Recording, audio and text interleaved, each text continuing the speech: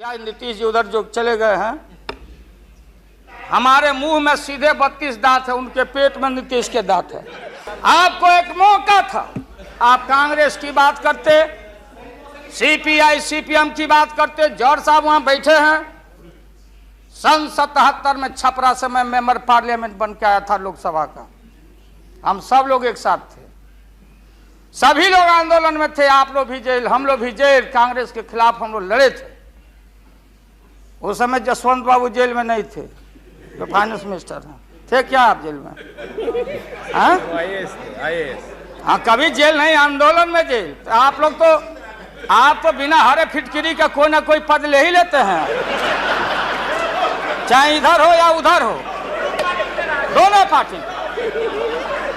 अब उसमें आप अकेले नहीं हैं। दिल्ली में ऐसे बुद्धिजीवी लोग हैं, बुद्धिजीवी, बुद्धि नहीं है लेकिन बुद्धि से जी रहे थे। तो खैर छोड़िए इन बातों को, ज्यादा आपको टॉर्चर करने की जरूरत नहीं। तो महोदय, मैं बताना चाहता था, ये जौहर साहब हैं, अब बैठिए। सन 77 में महोदय हम लोगों को दिल्ली समझ में आया नहीं। दिल्ली में हम लोग जब आए, राज नारायण जी, जौहर साहब, चौधरी चरण सिंह जी, हम लोग उसी परिवार के लोग हैं महोदय। चाहे मुलायम सिंह जी हो और कोई हो, या नीतीश जी उधर जो चले गए हैं। हमारे मुंह में सीधे 32 दांत है, उनके पेट में नीतीश के दांत है, जो वहां चले गए। पेट में दांत, पेट वाला दांत बड़ा खतरनाक होता है।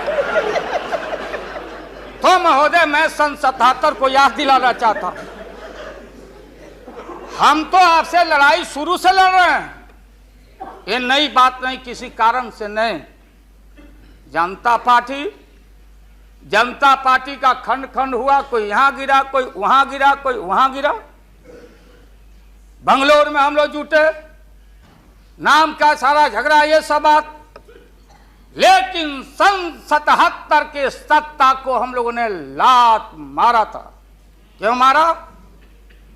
हम सत्ता के भूखे नहीं हैं।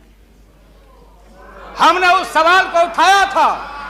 अरे नए नए आप आए हैं, मुझे अफसोस है कि आप लोग जा रहे हो इन लोगों की वजह से। सन 77 में दोहरी सदस्यता का सवाल उठाया गया था मजबूती से हम लोगों के द्वारा, कि अगर आरएसएस में रहना है। जौहर साहब ही बोलते थे, छाती पर हाथ रख के बोले, यही उठाए थे। हम तो लोग नए थे। हम लोगों ने कहा था, या तो आरएसएस में रहिए या तो जनता पार्टी में रहिए। दोहरी सदस्यता नहीं चलेगा इस मुल्क में, और देश के सेकुलर कैरेक्टर और फाउंडेशन को हम लात नहीं मारेंगे। आपको याद होगा, इसलिए हम लोग टूटे और हम लोगों ने नारा दिया, चरण नहीं तो चुनाव। और हम लोग चुनाव में गए। हमारी लड़ाई आपसे है। आपने कहा, अब बताइए, हिंदू हिंदू हिंदू हिंदू हिंदुत्व हिंदुत्व हिंदुत्व, कौन विरोध करता? तो हम लोग के पुरोहित ये अडवाणी जी कैसे हो सकते हैं? ये हमारे पंडित कैसे हो सकते हैं? हम पंडित से पूजा कराते हैं। हमारी माँ बहन, गांव गए सारे लोग। ये ठेका आपने कैसे ले लिया? आज इस देश का सेकुलर कैरेक्टर, सेकुलरिज्म है, इसलिए राबड़ी देवी गांव की बेटी मुख्यमंत्री बनती है। देश की एकता अखंडता। जब भारी नाक पर पानी आया तो हमने कहा मीडिया के लोगों को, महोदय, लोगों ने पूछा कि क्या करोगे? हमने एक कैलेंडर कर दिया, क्योंकि लोग रोज बोलते थे दिल्ली में, नहीं जयललिता जी से पैचअप हो गया, लालू मुलायम में लड़ाई हो गई विगत दिनों में, कोई कुछ। अब हम जो है सो कि पहले बोल देते थे, इस बार हम लोगों ने साइंटिफिक तरीका से काम किया है, समझ लीजिए। क्योंकि साइंस और टेक्नोलॉजी का युग है।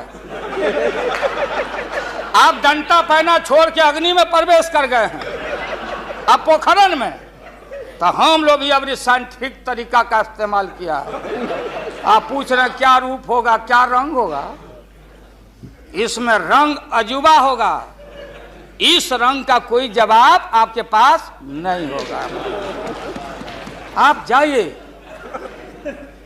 अभी भी मेरा सुझाव है, हालांकि सुझाव देने का हकदार आपके उम्र के आदमी के लिए हम नहीं योग्य समझते, लेकिन आपने कहा था माननीय प्रधानमंत्री जी, पूरे देश के कांग्रेस के लोगों को विन ओवर करने के लिए, संपैथी लेने के लिए, कि नेहरू जी ने कहा था कि अटल एक दिन तुम देश का प्रधानमंत्री बनेगा। आपने कहा था, ये लिखा हुआ है रिकॉर्ड में, आपने कहा था।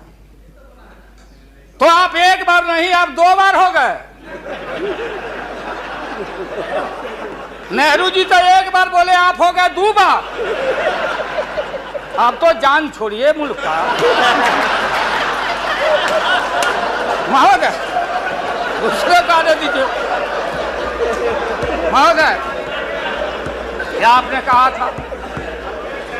अब अपने हम लोगों ने, अब आप हम लोगों को पाठ पढ़ाते हैं। अडवाणी जी चले गए उठ के, अडवाणी जी उठ के चले गए, आप हमको पाठ पढ़ाते, हमको शिक्षा देते। जब हमारे आदरणीय जो चोटी के नेता थे मुल्क के नेहरू जी जैसे लोग, लोहिया जी, जयप्रकाश नारायण जी, सारा जो पक्ति के उस समय नेता थे, उन्होंने आपको जरूर आशीर्वाद दिया और उनके आशीर्वाद से 2 बार आप हो गए। लेकिन अभी जो आपने कार्यक्रम घोषणा किया था इसी हाउस में, जवाहर रोजगार योजना को क्यों मिटा दिया आपने? रीनेम क्यों कर दिया? सारे चीज को कंपाइल क्यों कर दिया? इंदिरा आवास को क्यों आपने रिकंपाइल कर दिया? आप इतिहास को मिटा के और आरएसएस के संस्कृति को देश की जनता पर लालच दिखा के लादना चाहते हैं। इसके लिए हमने कहा, ये सवाल सत्ता का कौन क्या हो नहीं हो, क्या कौन मंत्री, क्या मंत्री हो मंत्री आएंगे और जाएंगे, लेकिन एक बार मुल्क मुट्ठी से निकल गया तो फिर संभाल से बाहर हो जाएगी बात। इसलिए आपसे निवेदन है कि आप वोटिंग के पहले सीधे राष्ट्रपति भवन में चले जाइए। आपने पहले भी ये काम किया है और ये लोग घेर घेर के आपका अपमान करवा रहा है। कह रहा कि जीत जाएंगे, जीतेगा, आप तो हार चुके हो। गलत फहमी में नहीं रहना। आज इस बार वोटिंग होगा खड़ा होकर, अगर वोटिंग भी हुआ तो। वो टेक्निकल काम में हम लोग नहीं जाएंगे। उस बार आपने भी गलती कर दिया था और हमारा भी बटन गलत दब गया था, प्रधानमंत्री ने भी। इसलिए मेरा निवेदन है, देख, अरे भाई रुकिए ना। अरे क्या जी, हाँ, बोगस वोट पड़ी थी, उसका क्या हुआ? अरे बैठ जाइए। बोगस वोट जो पड़ा था ना, अबरी ऐसा दुरुस्त वोट पड़ रहा है कि हमेशा के लिए याद रहेगा आपको, बढ़िया से वोट पड़ेगा। इसीलिए मैंने कहा कि पीला वाला कागज नहीं रहेगा, कहाँ लाल जला, कहाँ उजर जला।